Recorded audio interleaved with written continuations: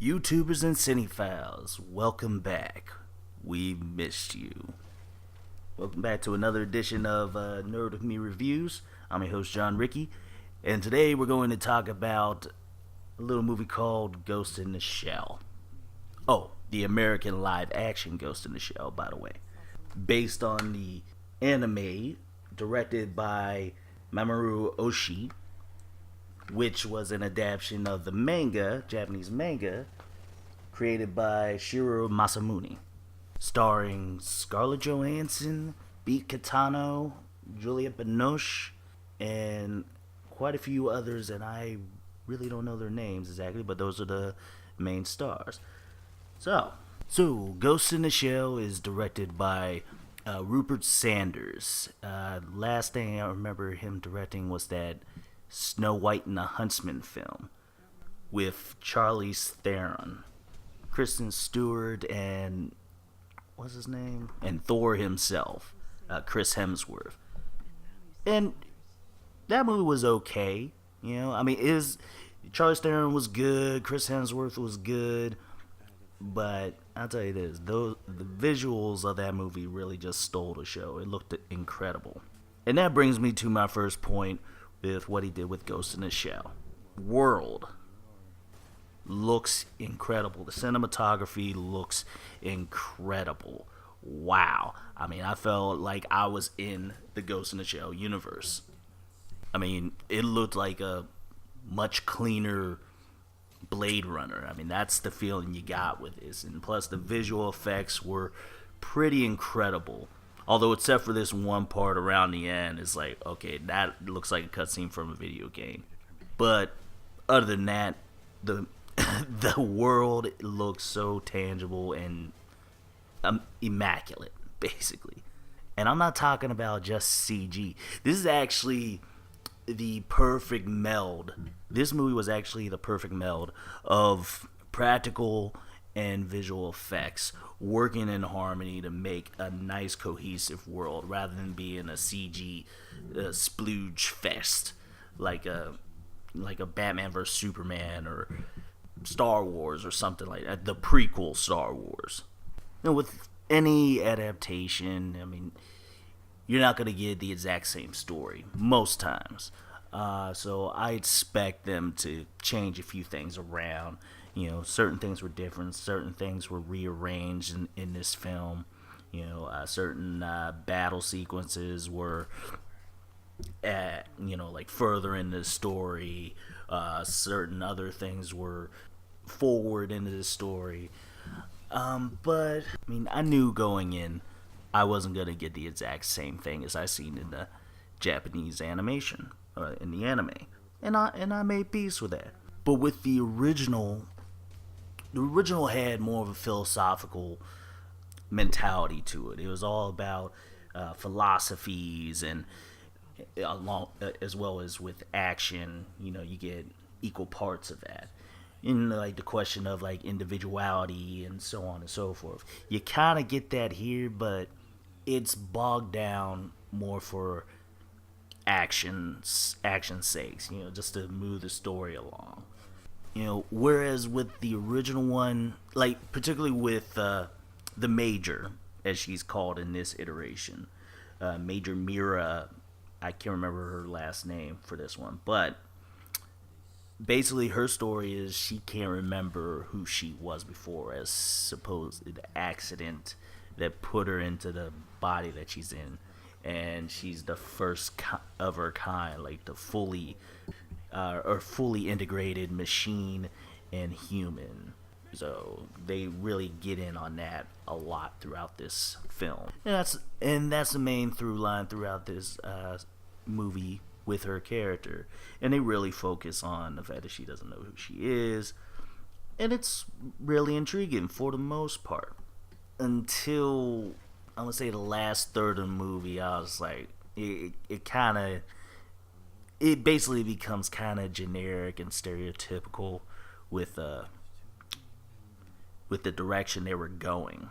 Like for the first like 2/3, it actually was following the original film almost to a T. Little variations here and there.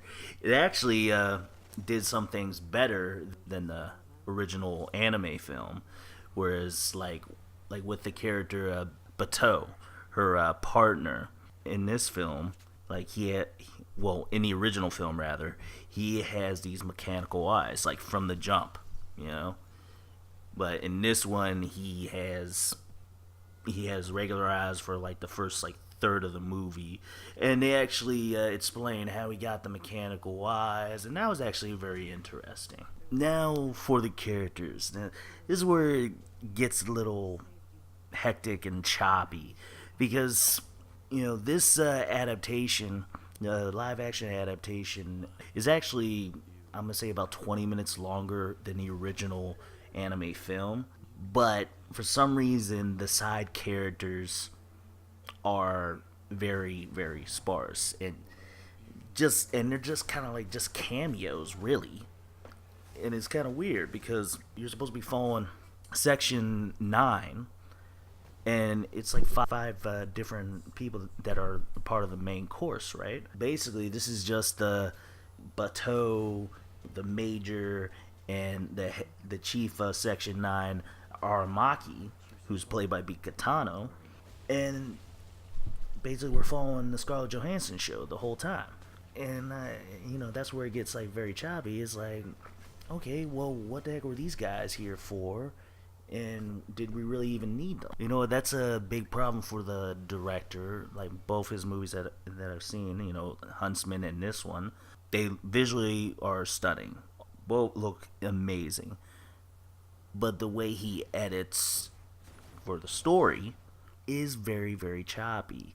This is one portion like around like the tail end or right before the third act starts, where all this stuff is going down, yet the main character is doing a deep sea dive, like almost like relaxation. Maybe that might be a spoiler or whatever, but it's a little bit noticeable.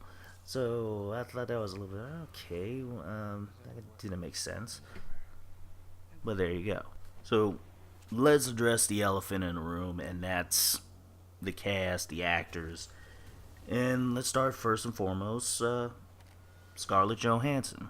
Now, if you've seen my review for the original anime, I did have a disclaimer saying like I don't mind, but I can understand why people got a little bit up in arms about Scarlett Johansson being there. And like I said before, I think it's a missed opportunity. You could have put in, someone else.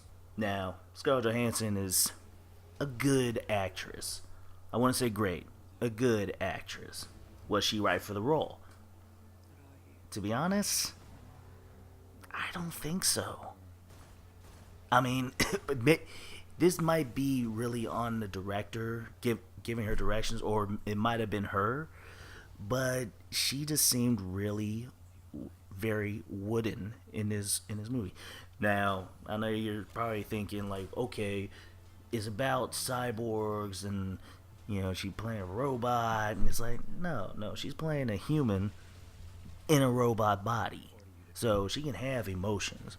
But there's some points of dialogue where it's just like, are you sleepwalking through the dialogue? Were you bored by the script? I mean, that's what I'm thinking whenever I'm watching her recite this dialogue. She looks like she's really just reading it off a cue card off screen or something like that. Just very deadpan. And it didn't make sense to me. I mean, it's just like, look at RoboCop. There was more personality when he was in the RoboCop uniform. Obviously, if you've seen the original RoboCop, he's this plucky, go-getting cop, hotshot cop, and then he becomes this robot that eventually finds his humanity again. That's kind of like the same thing with the major here.